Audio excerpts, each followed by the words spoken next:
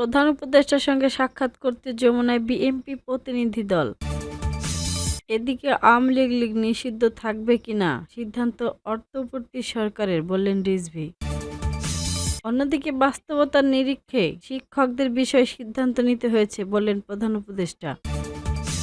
এবং ফাইল ছেড়ে দিন, প্রধান উপদেষ্টাকে সার্জিসের অনুরোধ। এতক্ষণ শুনছিলেন শিরোনাম, এবার জানিয়ে দেব বিস্তারিত।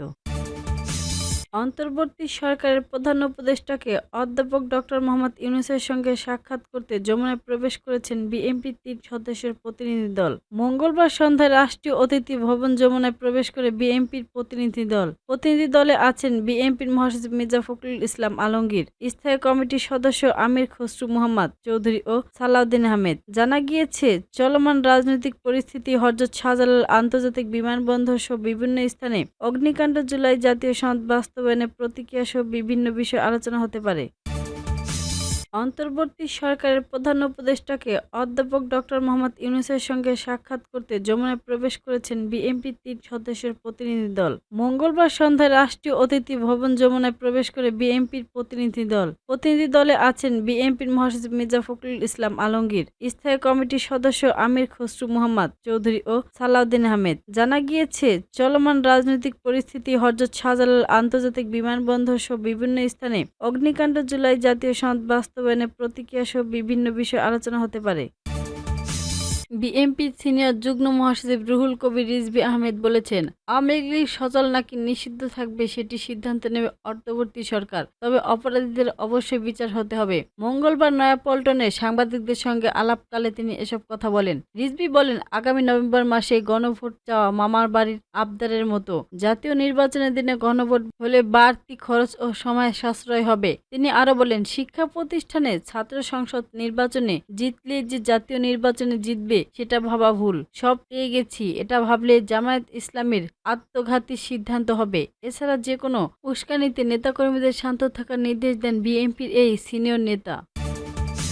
বেসরকারি শিক্ষা প্রতিষ্ঠানের এমপিভুক্ত শিক্ষক কর্মচারীদের বাড়ি ভাড়া ভাতা বাড়ানোর ঘোষণা দিয়েছেন অন্তর্বর্তী সরকার। আর শিক্ষকদের বিষয়ে এই সিদ্ধান্ত বাস্তবতার নিরীক্ষে নিতে হয়েছে বলে জানিয়েছেন প্রধান উপদেষ্টা। মঙ্গলবার ২১শে অক্টোবর প্রধান উপদেষ্টার সঙ্গে প্রেস উইং থেকে পাঠানো এক বিজ্ঞপ্তিতে জানানো হয়, আগামী ১ নভেম্বর থেকে এমপিভুক্ত শিক্ষক কর্মচারীদের বাড়ি ভাড়া ভাতা বাড়িয়ে মূল বেতনের ৭.৫% নির্ধারণ করা হয়েছে। এছাড়া ২০২৬ সালের জুলাই থেকে আবারও ৭.৫% বাড়িয়ে মোট ১৫% দেওয়া হবে। তবে ন্যূনতম বাড়ি ভাড়া ভাতা ২,০০০ টাকা হবে। শিক্ষক কর্মচারীরা মূল বেতনের ২০%, সর্বনিম্ন ৩,০০০ টাকা, বাড়ি ভাড়া ভাতা, চিকিৎসা ভাতা ১৫০০ টাকা এবং উৎসব ভাতা ৭৫% বৃদ্ধির দাবিতে ১২ অক্টোবর থেকে রাজধানীতে আন্দোলন শুরু করেন। প্রেস বিজ্ঞপ্তিতে আরও জানানো হয়, এমপিভুক্তদের দাবি পর্যালোচনায় গত কয়েকদিন ধরে অর্থ উপদেষ্টা সালাউদ্দিন আহমেদ, পরিকল্পনা উদ্দেশ্য ওয়াহিদুদ্দিন আহমেদ এবং শিক্ষা উপদেষ্টা অধ্যাপক সি.আর. আবরারের সঙ্গে একাধিক বৈঠক করেন অন্তর্বর্তী সরকারের প্রধান উপদেষ্টা ডক্টর মোহাম্মদ ইউনূস। এবং তিনি আরও বলেন, এমপিভুক্ত শিক্ষক কর্মচারীদের দাবি যৌক্তিক, তবে ১৫ বছর দুর্নীতি ও লুটপাটে ক্ষতবিক্ষত অর্থনীতিতে এখনই পূর্ণ বাস্তবায়ন সম্ভব নয়। সরকার বাস্তবতার নিরীক্ষে সিদ্ধান্ত নিতে হয়েছে। প্রধান উপদেষ্টা আশাবাদ ব্যক্ত করেন, শিক্ষকরা নব উদ্যমে শ্রেণীকক্ষে ফিরে শিক্ষার্থীদের মানসম্পন্ন শিক্ষা প্রদান করবেন এবং জাতি সংগঠনে ভূমিকা রাখবেন। তিনি দাবি বাস্তবায়নে সহায়তাকারী উপদেষ্টাদের প্রতি কৃতজ্ঞতা প্রকাশ করেন।